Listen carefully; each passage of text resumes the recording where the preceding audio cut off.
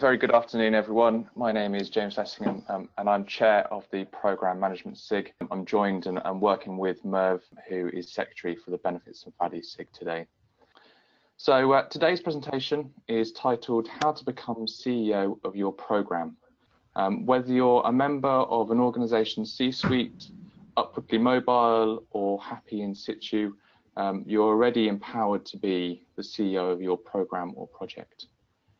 Irene is an author of Bestselling Practitioner's Guide to Programme Management and will present her ideology and framework for programme management and how to mirror CEO impact, accountability and investment in your programme. So Irene herself, Irene is a senior professional with 20 years of leadership and management experience across multiple sectors. Early in her career, she recognised her passion for project and programme management, and Irene has delivered global cross-cultural projects in Deloitte. She has held senior roles in healthcare, energy, utility, food and beverages, power tools and hospitality. So without further ado, I will hand over to Irene to kick off the presentation. Thank you very much. Thank you very much, Merv, and thank you, James. I am very happy to be here and present this morning. And I look forward not only to sharing my knowledge and my experience with all of you, but also learning from you and hearing your feedback and input. And we will do so through the Mentimeter. The presentation is broken into 3 sections. The first one will give you an overall general overview of where the program and project management industry is today and how it is structured and what opportunities this structure presents to you.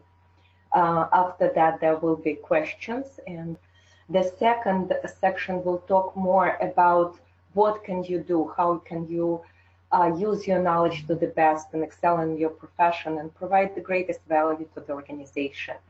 We will then again have a Q&A session, and the last section will provide you with how allocate time during your busy work days to do things a little bit differently to execute everything that we will be discussing. Without further ado, I will switch to our first slide. And this is a map of the ski slopes. I'm a passionate skier. I come from Russia, from Ural Mountains. In my opinion, this map represents how we excel in our professions. We all start in the green trails. They are easy slopes. They're very crowded. There are very many skiers there, but not all will continue. Some will early on recognize that the path that they took is not for them, and they will go and do something else. As we progress in our career, and hopefully we discovered that it's something that we like, and we want to continue working in that area, we will progress to the blue trails. Those are medium level slopes. They're less crowded, and you can see the sort of the top of the mountains from the blue slopes. There are fewer skiers there, and they're far more experienced, and you yourselves will become more experienced skiing on those blue slopes. However, there will be still many opportunities to learn and advance. And then if you still continue on the chosen path, you hopefully will end up in the black trails. They are advanced, challenging.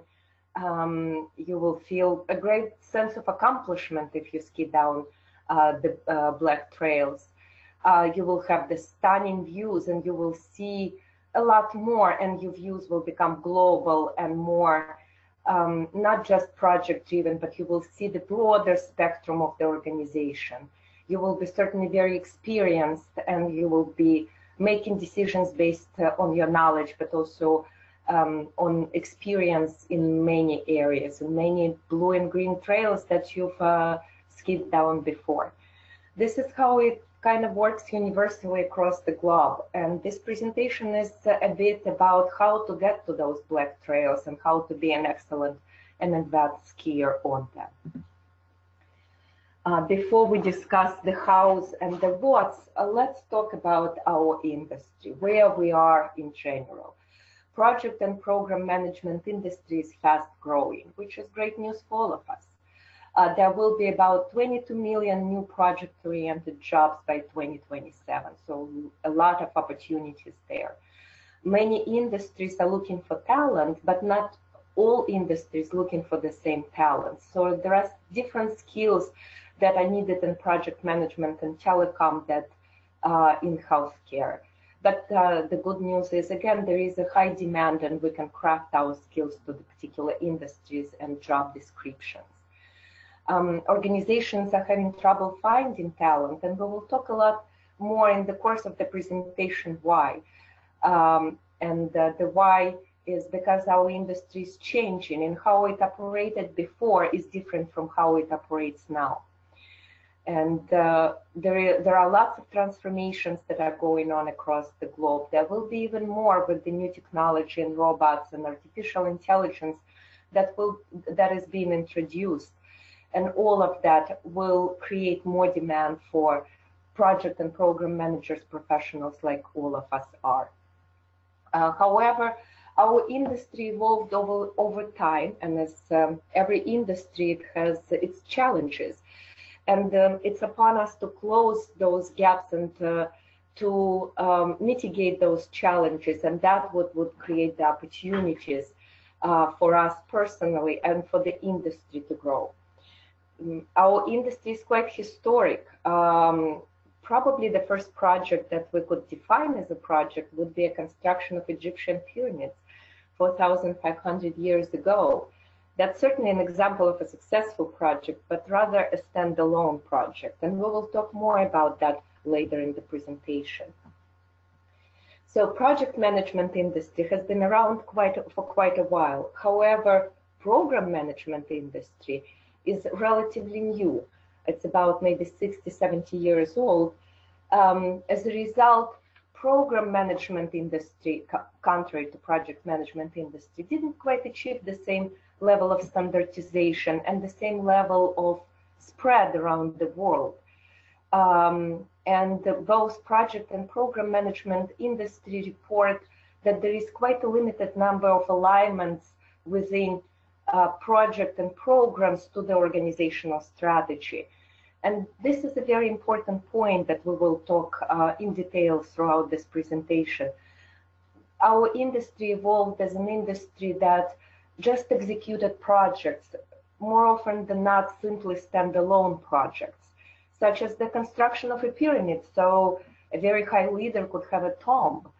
How did it add value to the entire country of Egypt? Not so much, right? So there are knowledge gaps, variations in definitions, lack of standardization.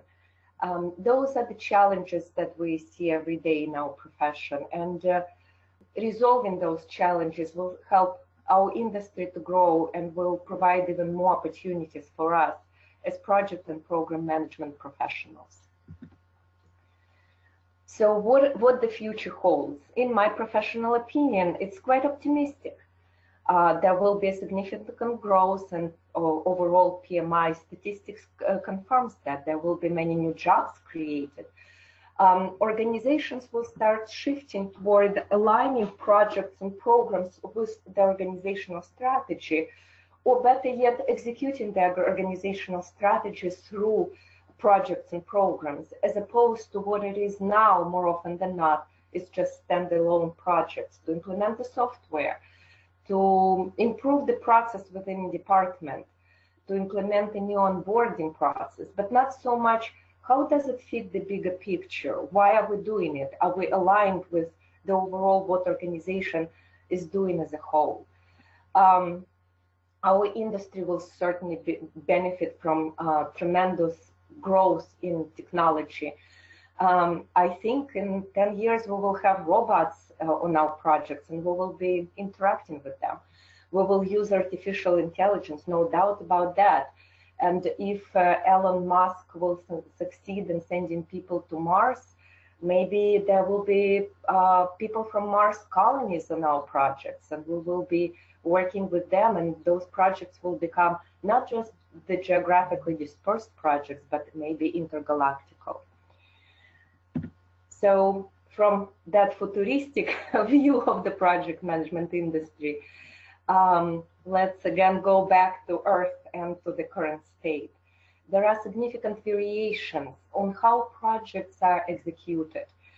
And the reason why there are variations is that program and project management is being viewed differently and executed differently, not just across organizations, but sometimes within organizations across multiple departments. And I'm sure all of us on this call saw those variations. Some organizations are still operating in more like historic way, where project and program management was just a function that allowed to execute projects. The projects were very, very limited in scope and in why they were deployed, such as an organization needed a new software or modernization of the software, and that was a standalone project, and once it executed, it was dismissed or closed. Those organizations are project-oriented organizations. They're more historic. They do not view projects as something bigger than just a particular production of the new product, item in hand that needs to be fulfilled. However, a more modern approach, and this is where our industry will be continuously heading, is a program-oriented organization. And there, project and program management is becoming an extension of a business. Projects are no longer executed as just one project at a time, with sometimes partial duplication of scope and partial reproduction of deliverables and artifacts. Instead, it's a group of projects that is executed maximizing the synergy, eliminating the duplication and redundancies and waste. Those organizations are called program-oriented organizations. As there is such a significant variation in what the program is to each and every organization, there is also a variation in what project management role is. In the project-oriented organizations, it is more just a traditional project manager, frequently somebody who was just the doer, the executor of tasks, somebody who just maybe wrote the code, produced something, and as that person excelled, he or she was given a big opportunity to manage the projects. Well, sometimes it requires quite different skills. In the program-oriented organizations, on contrary, it is a more sophisticated execution with combination of synergies, collaboration among projects, share of deliverables. This graph represents what I was describing. If we line the projects within the line, and we call those that I described first project-oriented, more of a historic, administration-focused, facilitation-focused projects, if we place them in this bucket, and we will place program-oriented, more of an integrated projects, business-focused projects, projects that are executing the organizational strategy, or at least a piece of it, or projects that are across departments and allow for departments to collaborate and share resources and deliverables. Those are program-oriented organizations. This is more the history of the project management industry, and this is current state and definitely the future state. As the organizations move from project-oriented, program strategy alignment strengthens and the benefits delivery increases. It is not easy to make a transition from this area to this area, as there are gaps that need to be closed before the transition will take place. And we will talk about it in the later part of the presentation. I've already given some examples of the administration-focused and facilitation-focused organizations, but they are more those who just take projects within a particular department to execute something that presents an immediate need, such as an implementation of the software package or implementation of a new process. The project managers on those projects are more performing administrative tasks. They gather data, they monitor activities. They have a project plan and they just check off tasks once those tasks are complete. And they report statistics. We are on time and on budget. 5 out of 7 tasks on time, 2 tasks are sleeping, and that is why, and that is what I'm doing to mitigate those risks. Sounds familiar, I'm sure. We've all done that early in our professions.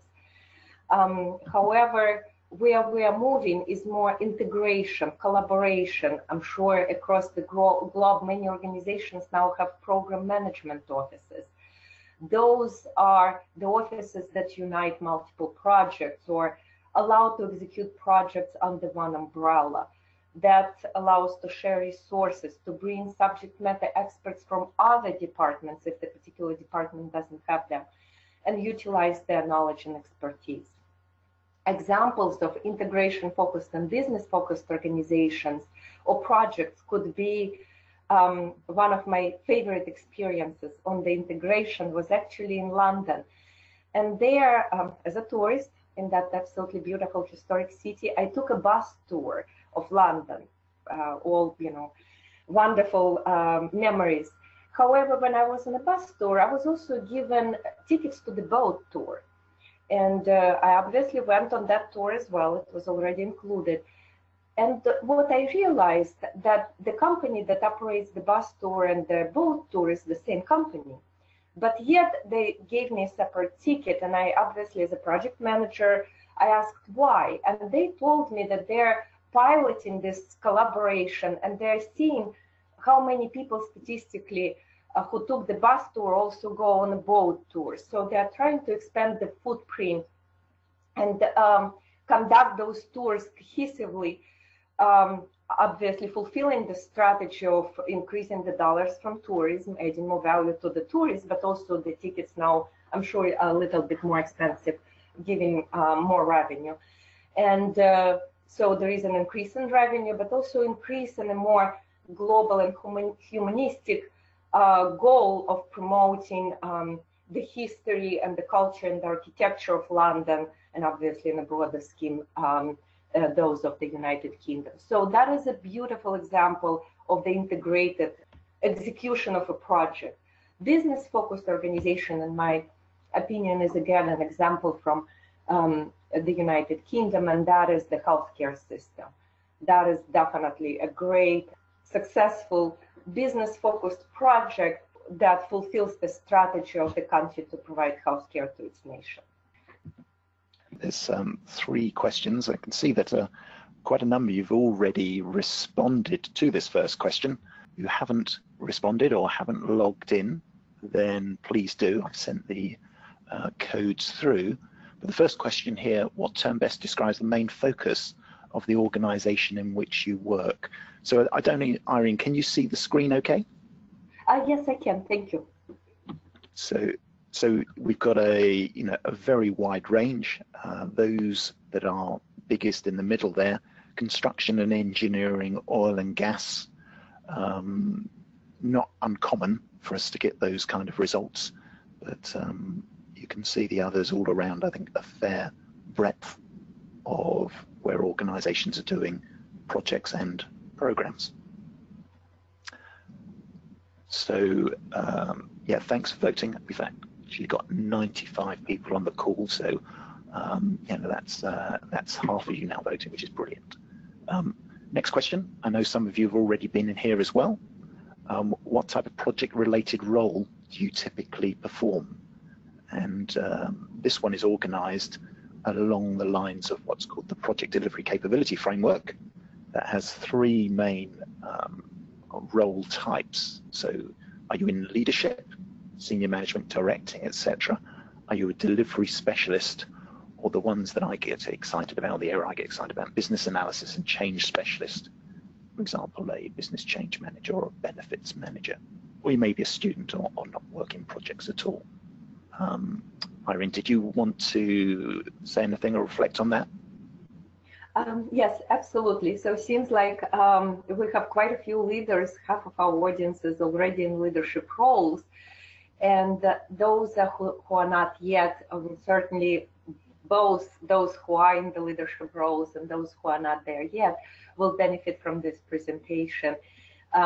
It will show you how to start if you are just starting to be more of a leader as opposed to executor of tasks, and it will certainly help those who are already doing that to enhance and continue on that path. And the last section of the presentation will give you practical tips on how to rearrange your day, how to view your time and calculate your time within the day, allowing for more time to be spent on leading as opposed to executing.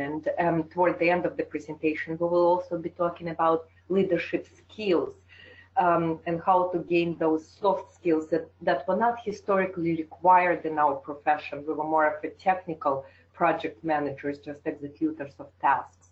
But as there is a switch to more business-oriented way of executing projects, those soft skills are becoming increasingly important. Okay, thank you for that. You'll see that I've flicked on to the next one. How is your organization oriented? Is it towards projects, towards programs, or neither? Not program or project oriented? And Irene, again, you might want to comment on what we're saying here. Yeah, I'm not surprised. The same here in the United States.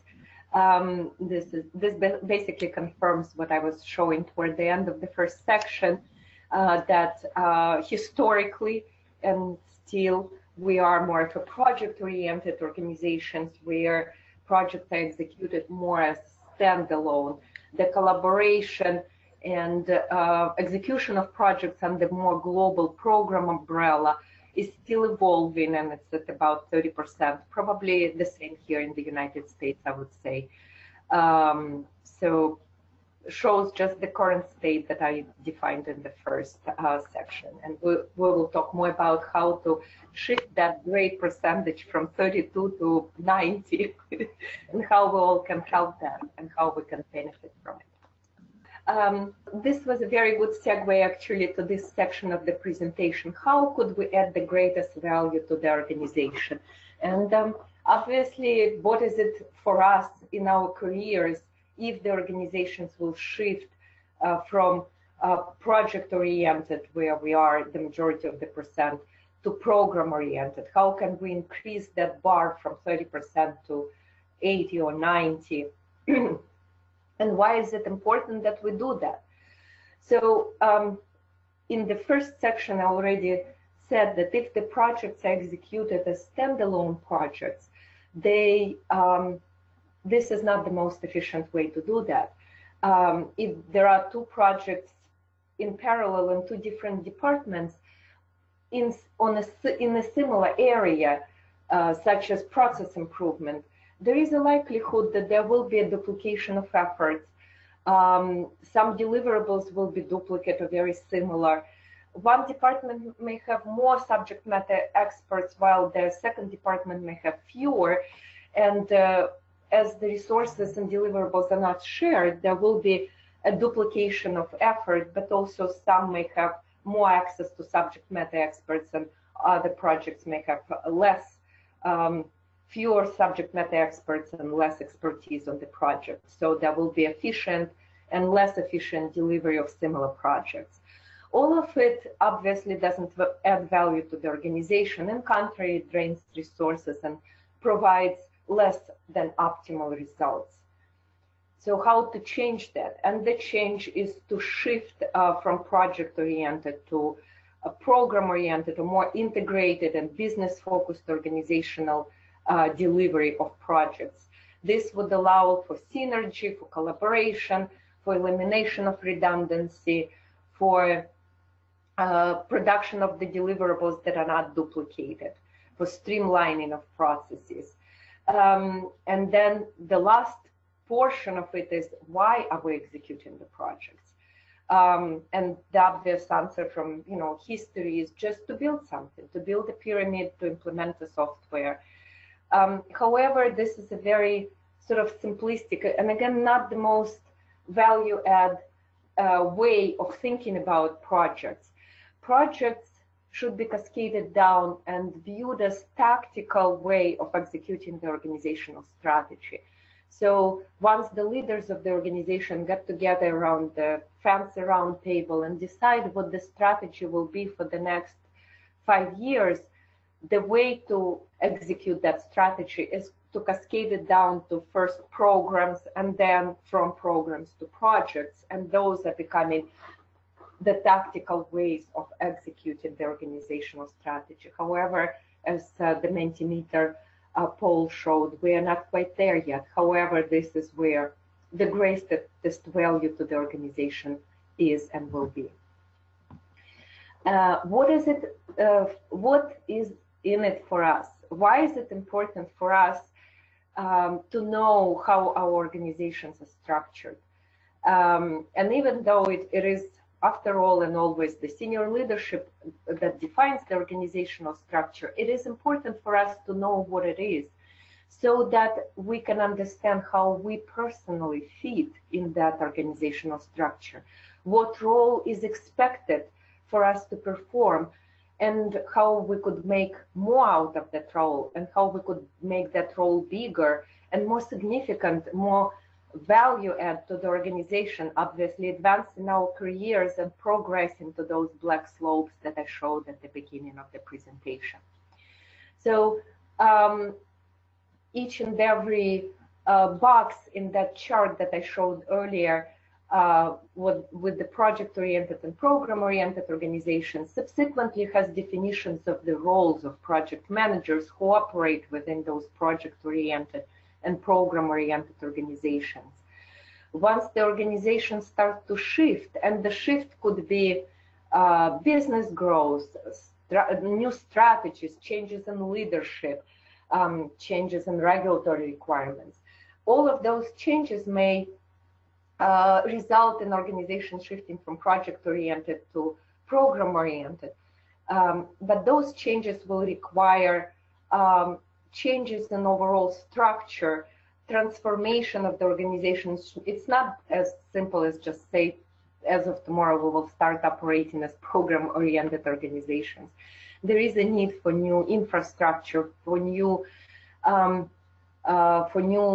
tools that will facilitate those changes, but also for new skills for the project managers to start operating at a different level, not just checking the boxes in the project plan, but instead more so leading the project as opposed to just executing it to the project plan. And that shift opens the opportunities for us, individuals who are in those project and program management roles. They give us big opportunities.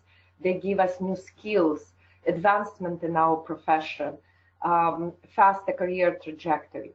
So recognizing where the organization is and how it is shifting and when will it shift is very important for us, as this will facilitate our career and next steps in it.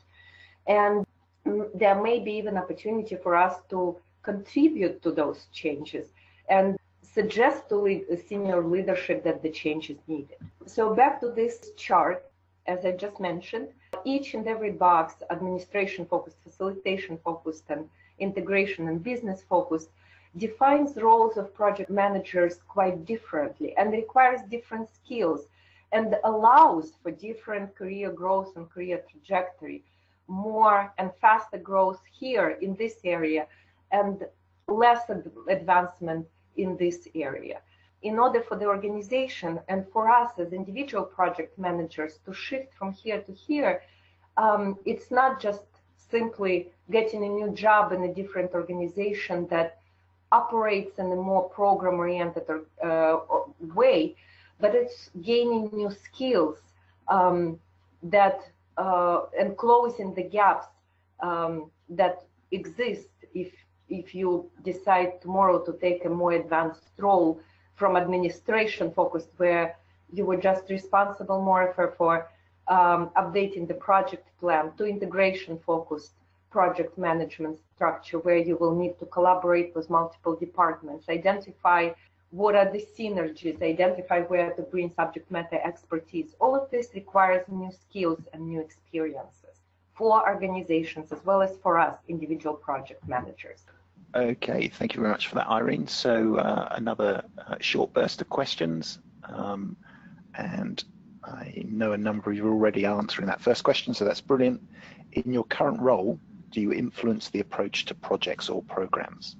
So current role, do you influence the approach to projects or programs? Or I guess if not current, perhaps your most recent role. So again, you can see the answers coming in. Good number of you voting. Irene, again, did you want to comment on that? Absolutely, and I'm very pleased to see that the 45% of you, almost half of the audience, says reasonable amount. That is great. Sometimes I see a small amount of influence dominating the chart. So this is definitely shows that there is a shift already in place, and the organizations are no longer highly vertical and highly hierarchical, and we in our jobs have more say that we had, say, 10 years ago about influencing how our jobs are being structured and how projects and programs are being executed. That's definitely a very optimistic result, and I'm happy to see that. And I think there will be even more significant shift going forward. Okay, so we're on to the next question now. Are you empowered to lead? So not just influence a project or a program, but empowered to lead. Again, great result, and just confirms what we're discussing here, that there is a shift to more integrated and business-focused execution of programs, and we're given more leadership role as opposed to, again, historically just project executors, code writers, document creators, meeting facilitators.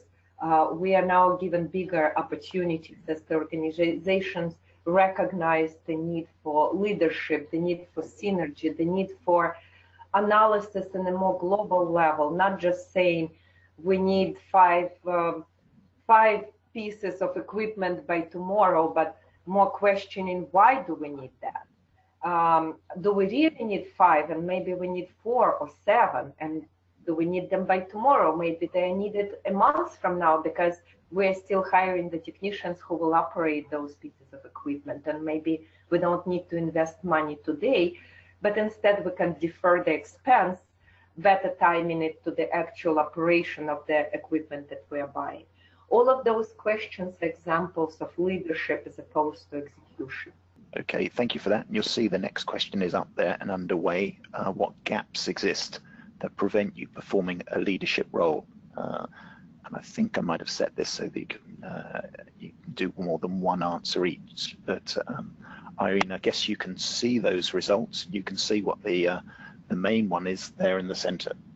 Trust, yes, absolutely. That's also universal, and the same what I'm receiving, you know, when presenting here in the United States. Yes, it's very hard to sort of trust individuals in place. Leaders do not quite always know. They know what they want to do, but they don't know how. And then, due to the variation in our profession, it's, you know, hard to trust. And we will talk more about it in the next section, how different our professions are, not only across the organizations, but sometimes within the same organization and different departments, and how sometimes individuals in place shape the roles, and the roles largely depend on the skills of those who perform those roles. And if the person lives with that, lives the success. And that's probably what contributes to the lack of trust. Okay, and I can see there's probably another session there around culture and delegation, etc. But thanks everyone for their votes. So thank you, Merv, and thank you all for these insightful answers and for sharing your experience and your views. This is very enriching for all of us to see, as it provides more global view of how things are in different organizations and in different industries. So we spoke in the last section how the infrastructure enables us, the project and program managers, to lead. And the infrastructure are those boxes, project and program oriented. The infrastructure gives us the power and defines our roles. It gives us the opportunity to lead versus just being executors. And sometimes it may not simply be possible, even though you're skilled and ready. But if you are in those 30% on the chart where the organization doesn't give you the opportunity, there may be nothing you can do. So it is important to recognize what organization you operate on, because it gives you the opportunity to craft your role, or maybe just to recognize that this is how this organization is, and maybe it's time to move on, as the organization is still very backward and operates in historic way. The ability to lead, however, depends on the skills that we have as leaders. The transition from just the executor to a leader is not a simply new job. It's many new skills, and we will talk more about it in this toward the end of this section. But it's also the infrastructure that gives us the time and the opportunity.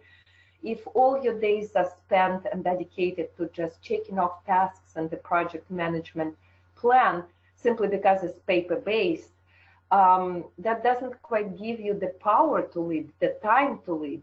And even if you are ready and you see how you could structure your project differently, you may not have hours in the day to do that. And those hours, the execution of your new leadership approach, is largely dependent on the infrastructure, the systems and tools that are in place. Is your project plan in Microsoft, or is it spreadsheet, which is much slower, of course? Do you have all the status reports, resource plans, utilization reports that allow you to quickly get the information and see where people are overutilized and underutilized, so you could shift them? Or you need to do all of that manually, and obviously in the latter case, it will take a lot of time, not allowing you to review your project in a more global strategic way. So back to the familiar chart, and now what's added here is the timing. How do you allocate the time within your day and week and month? How much time is spent on executing the program and leading it? And as organization progresses from administration-focused to facilitation-focused, this time shifts. In administration-focused organizations, project managers just do that. They execute the tasks. They're administrators of their projects. As the progression occurs, in facilitation focus, there is a little bit more of leadership role, and about 20% of the time is spent leading some tasks and maybe trying to find synergies within two parts of the project, trying to identify SMEs within the department, or maybe from other departments that could add value to the project. As the organization progresses and matures to the program-oriented, the time that we should spend within the course of the day leading the project should be more significant than just executing the tasks. And as we become the business focused, almost entire time, 80% should be spent on leading a program as opposed to executing. And this is achieved through employment of tools, as well as having junior project manager who can help you execute certain tasks, again, if organization allows. And it is upon us to maybe request that additional project manager, junior project manager, or discuss with senior leadership about employment of a more sophisticated project management software package that would allow to free up time to become a leader. And this is how you could approach the request, by saying what how you will add value by freeing up time from execution of a project. So to conclude this portion, the infrastructure is what gives you time and the ability to be a leader as opposed to just an administrative executor of the project. It's very important to assess your infrastructure at the start of the project and discuss with leadership if you feel that the infrastructure needs to be enhanced in order for you to be more leader as opposed to the executor. Organizational structure, as I said a few times in the course of the presentation, defines our roles. Historically, project managers were just promoted from senior developers. They did their jobs very well, and organizations recognized those achievements and thought that simply if you executed your own tasks very well, you can execute them on a broader scheme, becoming a project manager. Well, that's not quite the case. Project management requires different skills and additional skills than just being a subject matter in the particular area. Historically, program management roles were not quite defined. Organizations in the past 10, 20 years didn't quite even know what that is, project manager, or especially program manager. Sometimes the role definition was even left to the person and dependent on the ability of a person who was in that role. As a result, once the project manager left organization, with that walked away the success. And this is what contributed to the lack of trust that the Mentimeter survey showed. So what is the future state, or where are we headed with that? We are headed to more effective way of establishing the program management function. That is on organizational level, defined by senior leadership, and hopefully defined in conjunction with the organizational strategy. In other words, putting the project management function in place to execute a defined organizational strategy. And that structure of the project management will then define the role of the project and program managers, our role, our jobs. This will hopefully eliminate or reduce the significant variations that exist in the current state. And the future state is definitely organizational definition across the organizations, definition of the project and program management. And with that, hopefully reduction in variations in terminology and structure that exists in our profession and in our industry. I already spoke about how roles are different, our roles, and we need to recognize what environment, what type of project management organization we work on, so we could clearly understand what is expected of us, but also advocate for a more cohesive, more leadership type role, and with that more program-oriented execution of project management. In order for us to be able to provide that greatest value to the organization, and that is our selling point, why we need a more leadership role as opposed to execution role, why we need additional software to execute a project. It is to provide the greatest value to the organization, and that is only possible if we are leaders, if we are program managers as opposed to just administration-focused project managers.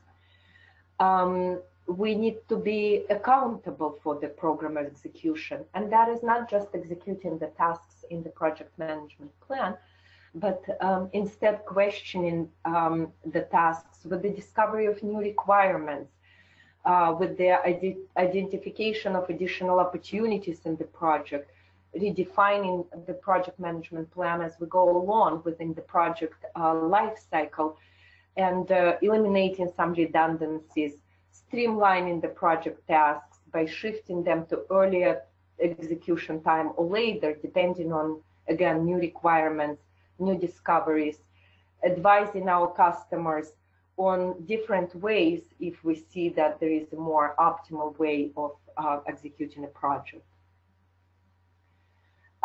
We need to learn communication skills, to communicate those changes, to advocate for different ways, changes to the project plans, additions to the project scope. We need to be able to escalate decisions and risks to the executive sponsors who are powerful to resolve the risks and to make those decisions that we are advocating should be made.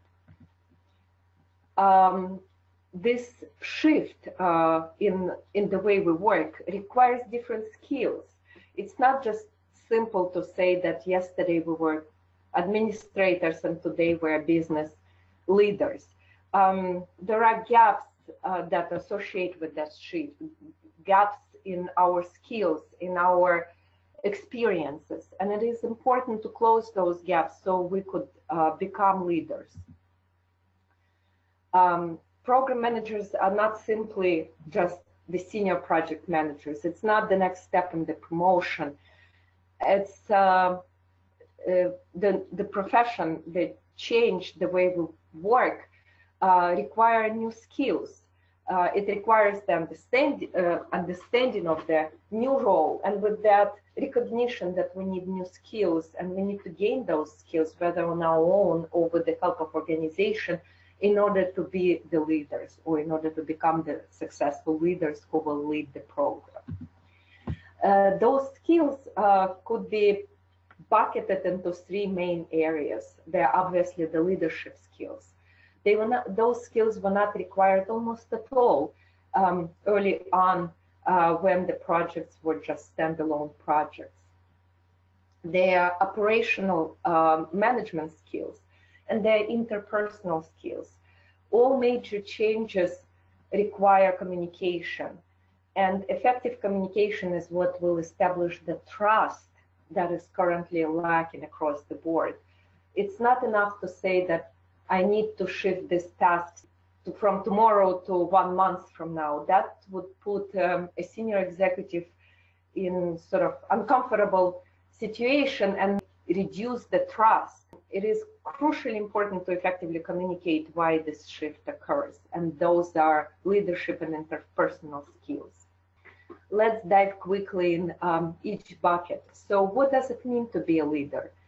It's obviously knowing the program content. What is it that you're executing? What project or program is in front of you? What product are you building, or what system you're implementing, and why? Who are your end users? Why are you doing that? Understanding that will give you tremendous power in communicating, in talking to your end users and your customers and senior leaders. If you don't know what you're implementing, you simply cannot articulate why you need the changes. You need to understand the organizational structure and know your organizational strategy, because that places you, clearly places you, identifies your place within the organization, where you are in the hierarchy, what kind of structure your organization has, what is the strategy, where the organization is going, why the business exists, who are your stakeholders, who are responsible for the areas you work on. That would allow you to identify who they are and go to them with high risks and with any changes that you think need to be made to the project. You need to talk to the right people, and you need to speak their language in order for them to hear and understand you. Program operational management. Obviously, you need to know the project management framework. What is it, you know, what is the project and what is the classical way to execute it? You need to understand how to measure the quality of your benefits. It's not just simply enough to deliver the product, but the product needs to be of good, acceptable quality. You need to know how to manage risks. That is crucially important. You need to proactively identify them and effectively communicate them to the identified stakeholders who are empowered to help you mitigate those risks. Maybe bring additional resources, maybe give you funding, maybe bring you SMEs from other areas within the organization. All of it can only be done if you are leading your program and effectively communicating across the program and upward to the stakeholders. And all of this is possible if you have interpersonal skills. You need to talk to the leaders, but also to your project members. And they need to understand you and trust you in order to share their concerns and thoughts with you.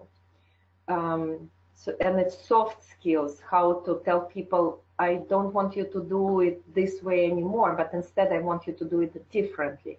How to communicate those changes and how to ask people so that they will follow you, believing in what you're saying. And now bringing it all together, this slide summarizes it all in a fairly simple way. So in order for you to become a program CEO, you need 3 wheels that, like in a simple watch mechanism, will come together, moving your project along and moving your career upward. And those are the organizational structure that empowers you to lead, gives you the opportunity to grow and be a business-focused project manager. It is the infrastructure that enables you to lead. If your days are spent checking off tasks in Excel spreadsheet, there will be simply no time to do anything else. And it's the skills, the leadership and the soft skills, the proficiency framework that allows you to be a leader. That is all. Back to you, Mark. Okay, thank you very much, Irene. So I put the final questions up, and I know some of you have been answering them. So to what extent do you agree with these 3 statements? And use the slider on your device to answer, but we've got 3 statements here. Either you strongly disagree or right through to strongly agree. We have a clear organization structure. Program structures are clearly defined in my organization. And then our program proficiency framework is consistently applied. So some closely related questions.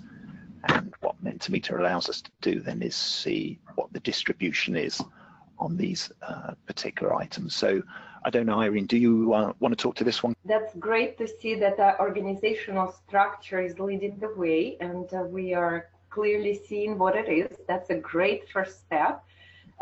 As everywhere, you need to know where you are, and this seems to be working.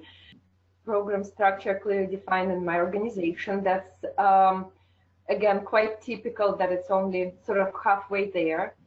And the proficiency framework is, very typically I see it lagging behind.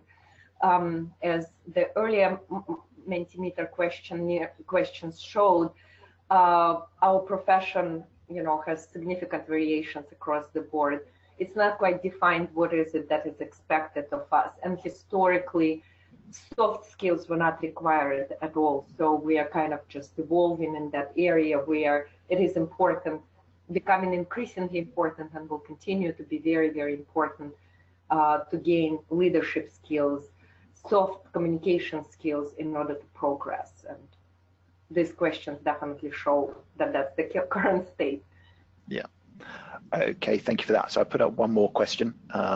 This is the final question there in terms of how could you have more influence on project or program management in your organization. So Irene, we're going to let those answers flow in. People can continue to answer that one. One of the things that we like to do is we like you to kind of pause and reflect on what you've learned or will do differently as a result of attending this webinar. This is where we think that real value will come out of this particular session, and the fact that you've given up an hour of your lunchtime. So again, if you can reflect and articulate that, then that's absolutely great. Clearly intentionality at this point doesn't mean you'll do things, but it's always helpful, I think, to state that. So there's the reflective practice, and then there's the previous question as well. Irene, first of all, it's a bit of an observation question. We've talked a lot about projects and programs, but really shouldn't we be addressing this at a portfolio level? And how else do we achieve true value and change?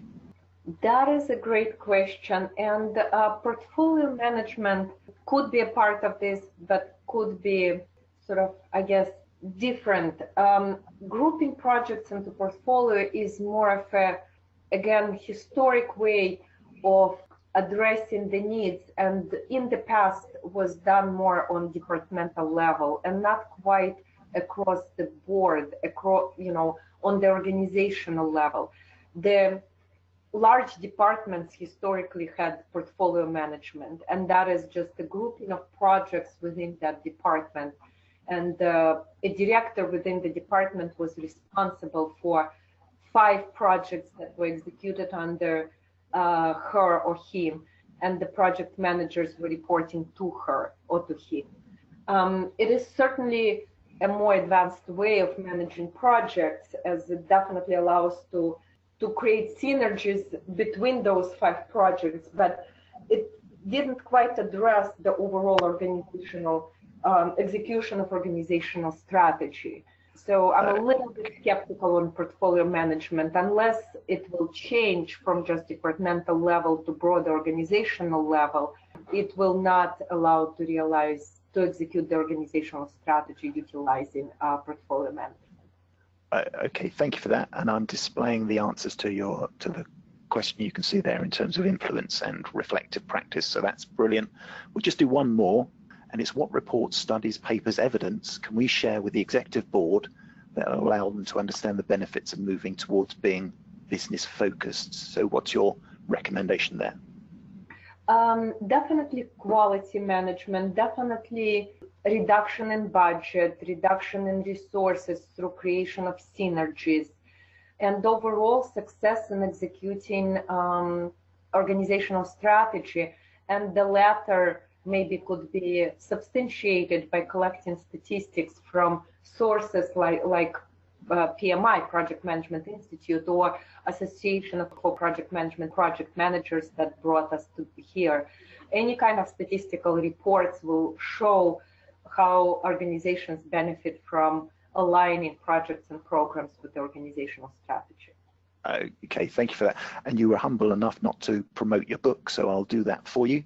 I've put that up on the screen with your details there, so that's what it looks like as a QR code as well, and your website. So please do look at that and do link up with Irene. And James, just to kind of finally wrap up. So as the Program Management SIG, we have another webinar coming up next week on Tuesday, 1st of October.